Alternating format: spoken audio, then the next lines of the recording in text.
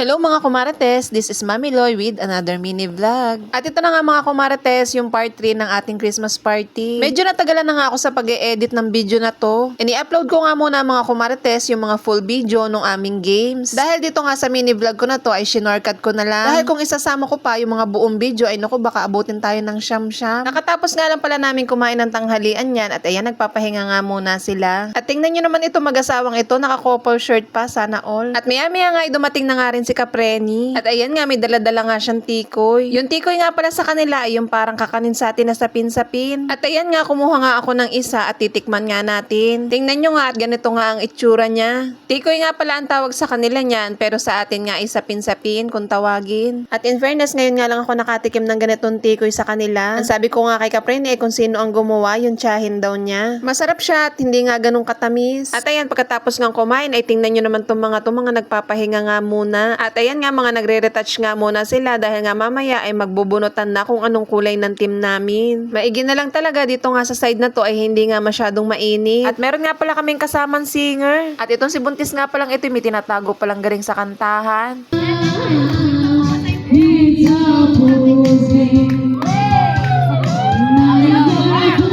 O siya, tama na. Baka naman kayo mawili tayo makapiright pa. Tama na nga yung konting pakinig at baka naman tayo mapalo ni Mama Mets. Alam nyo naman na bago pa nga lang ako sa pagbablog, iniingatan ko nga tong account ko para hindi nga tayo mapalo. At ayan nga, nagready na nga ang lahat at magbubunutan na nga tayo. Siyempre, bawal nga daw tumingin kaya naman itong si Alice ay nagtakip ng mata. Dalawang kulay nga lang yung mapipili mo dito at ang kulay nga noon ay red at blue. At ang nabunot ko nga ay blue team kaya naman sa blue team tayo. At ang una nga natin palaro ay itong Tumpak Nurse. At kung nanonood nga kayo ng Showtime, may isa nga to sa mga palaro doon. Shinortcut ko na nga lang itong mga palarong to at kung hindi mo pa nga napapanood ay pumunta ka na nga lang sa profile ko. At lahat nga ng mga full video ng mga larong ito ay naandoon. At ang panghuli nga itong magkumaring nga ang nanalo. O diba, tuwang-tuwa itong magkumaring are. Syempre ang nanalo nga ay blue team. Ang sunod naman na laro ay itong trip to Jerusalem. Trip to Jerusalem pero may halungan tulakan. Ba namang hindi ay napakabagal naman talaga ng mga nasa unahan nila kaya naman ayun tinutulak na lang nila. Ang ginagawa kasi nila ay binabagalan nga nila yung kanilang pag-ikot. Para nga naman masakto sila dun sa upuan. At ang winner nga natin dito ay si Judith. At blue team pa nga rin yan. At ang sumunod naman na laro ay itong Group Yourself. Isinet up ko na nga lang yung camera ko para naman ako'y makasali kahit isa man lang sa mga laro. Talagang napagod ako sa larong to dahil talagang walang bumibitaw. Wala talaga ako masabi dito kay Per at talaga naman napaka-competitive. Ganyan naman at nakakaawa nga yung dalawang maliit at yapos-yapos nga. At dahil sabi ko nga ay ako'y napapagod na kaya naman ako'y bumitaw na. Nagkanda tanggal-tanggal na nga yung mga tsinelas dyan para manalo nga lang. Nakakatuwa din naman talaga tong mga to dahil nga game na game sa mga laro. Hindi mo na nga kailangan pilitin at talaga naman sila game na game. At ayan, ang natira na nga lang ay si Giant, si Per at saka si Jessica. Sabi ba naman ay group yourself into 1 kaya naman ayan, walang maglapit. Nung sinabi nga group yourself into 3 ay talaga namang yan, yapos na yapos. Nung sinabi nga group yourself into 2 ay ayan, binitbit na nga ni Per si Giant. O tas man din kami ng kakatawa niyan dahil nga hindi niya mabubuhat si Baboy dahil nga malaki. At ayan, dahil nga medyo maganda nga yung tugtog ay nagkasayahan nga ng pagsasayaw itong mga to. Nakakatuwa naman at nairaos nga namin itong Christmas party ito ng masaya. Sumunod naman na laro ay itong Pass the Message. Pass the Message nga yan pero wari ko ngay walang signal. Dahil tingnan nyo naman pagdating nga dito sa may dulo ay iba na nga ang sinasabi. Playground ay naging pasahod. Ano ba yun? Diyos ko po, Mayo. Tapos nga ng blue team ay itong red team naman at ng kanilang words ay kabilugan nga ng buwan. At pagdating nga dito sa dulo ay kalibugan na ng buwan. Ano ba yan? Dahil nga may mga lalaking kasali ay talaga namang sinasabotahe ata tong red team. Ang nanalo nga doon ay blue team pa rin. At ang panghuling ang laro ay itong ang sack race. Muntik-muntikan na nga manalo ang red team niya. Yun nga lang ay itong ang si Per napaka-competitive talaga. Ano naman si Ate Chen sana all na lang talaga may umaalog. Kaya nga doon ang nanalo nga uli ay blue team. At ngayon ko lang din talaga napagtanto habang nag-e-edit ako na wala palang napanalunan itong red team. Kaya naman ang overall na panalo natin ay blue team. Pagkatapos nga maglaro at dito nga sa tapat na to ay hindi na nga masyadong mainit kaya naman yung mga lamesa ay inilabas na para makakain. Syempre itong contest nga na ito ay galing nga kay Mama Mase. At kung hindi nyo pa nga sila mga kilala ay nasa part 1 nga yun ng ating mini vlog ng Christmas party. At ito namang yema cake ay galing nga kay Erica. O diba naka-rodillas yema cake pa nga yan. At ayan, first time ko nga makakatikim nitong contest. Dahil sa totoo lang curious talaga ako kung anong lasa nito dahil napakamahal nga. At syempre kumuha na nga ako ng pinggan para nga makatikim na tayo. Ayan nga pala si Mama Mase. Kaya naman kung bet nyo nga siya ay imay nyo na, charis. At syempre kumuha na nga ako ng akin yan at bahala na nga kayong kumuha ng inyo dahil malalaki na kayo. At ayan, tinikman ko na nga itong cake ng Contis. Para sa akin nga na first time lang nakatikim nitong Contis ay wala naman siyang wow factor para sa akin. Hindi mo naman masasabing hindi masarap kasi masarap naman yung Contis. Para sa akin nga ay wala naman siyang pinagkaibahan sa lasa ng Graham. Hindi ko kasi mahanap yung lasang mahal. Yung tipong pag tinikman mo nga ay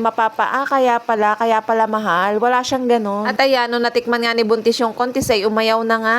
Pinamimigay na nga niya yung kanya at ibinibigay nga sa akin. Ang kaso nga ay busog na ako. At ayan, huling-huli nga itong si Ate Chen at saka si Baboy. At ayan, sinasharo na nga ang mga pagkain. Char lang, tumulong din naman ako sa pagbabulot sa mga yan. Yun nga lang hindi na nga ako nagdala ng madami dahil nga baka mapanis. At syempre sasabihin ko sa inyo kung ano yung mga dinala ko at baka sabihin nyo naman sinaron ko lahat. Hindi naman kasi mahilig sa mga ganyan ng asawa ko. Kaya nung binigyan ako ni Jesset ng kaldereta, ay yun nga ang aking kinuha. Syempre kumuha nga ako ng 3 pirasong puto ni Baboy, 2 tikoy ni Frenny, buko pandan ni Ate Ganda at coffee jelly naman ni Judith. At isang lumpiang sariwa, yun nga lang pala ang aking mga sinaron. Dahil sa totoo lang sa mga oras na yan ay talaga namang nauumay na ako sa mga pagkain. Lahat nga pala ng pagkain ay natikman ko, bukod nga lang pala dun sa spaghetti. At saka dun sa dalang yema cake ni Erica, hindi ko na nga rin yung natikman. Sabi ko nga kasi kahit nga hindi na ako makapag-take out, ang mahalaga nga ay nakain ko lahat. Tinikman ko nga lahat at baka naman magtampo yung ibang putahe. At syempre, ko-compliment nga pala natin tong bahay ni Gisette. At tingnan nyo naman, napakaganda nga ng bahay niya. Ang ganda pa ng kulay at green na green nga. Maganda talaga sa mata, ang kulay green, malamig sa mata. At pagkatapos nga niyan ay nagkawalaan pa nga dito sa dalang wine ni Janice. Dalawa nga pala yung dala niyang wine, yun nga lang ay yung isa nga ay nawawala, hindi nga namin alam kung sinong kumuha. Doon nga sa kumuha nun ay baka magtae dahil nga hindi nagpaalam na kinuha. Masama pa man din kami nang inihanap sa wine na ito at hindi na nga namin nakita. Mura lang naman yung wine na yan, 135